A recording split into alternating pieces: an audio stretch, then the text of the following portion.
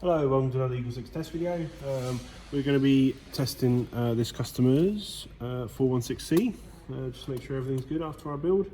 So we've done some workshop work on it, relatively simple stuff, but can be a little bit fiddly on these to get them all sorted. But we've done a spring upgrade.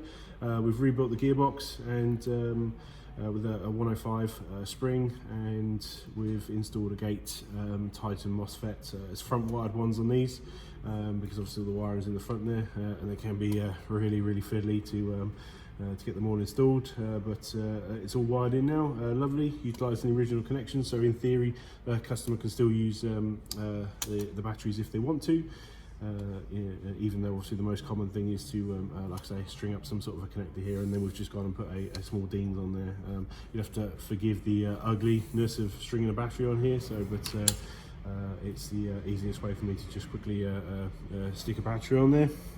It's chronoed to 341 and 256 on 3.2s, and that's pretty much it really. So we'll ping some shots through and just make sure everything's all good. So short.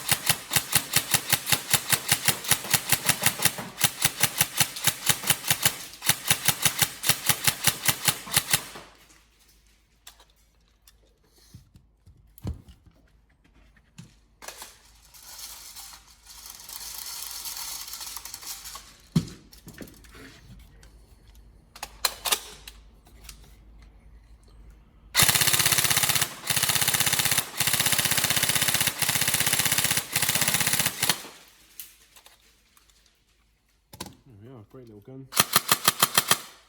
Quite an interesting one because they do have technically a slightly smaller recoil unit than the normal ones. F is slightly lighter because obviously if you think about it, there's physically less space there.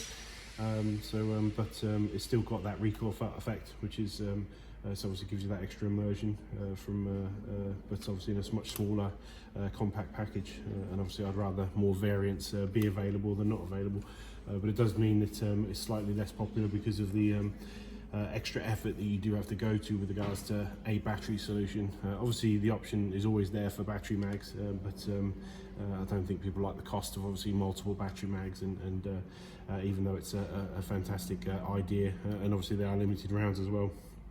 So I think people prefer just to use the normal ones and then come up with either a battery in the foregrip or a peg box in the side for running this. Unfortunately, I've tried multiple times to get a battery inside there, but unless you take down the actual size of the actual outer barrel, I don't think you'd be able to squeeze one in there. But there's always the option for obviously aftermarket rails and stuff as well, I suppose. But yeah, lovely gun, and I hope you enjoy it. Any problems, let us know. So thank you.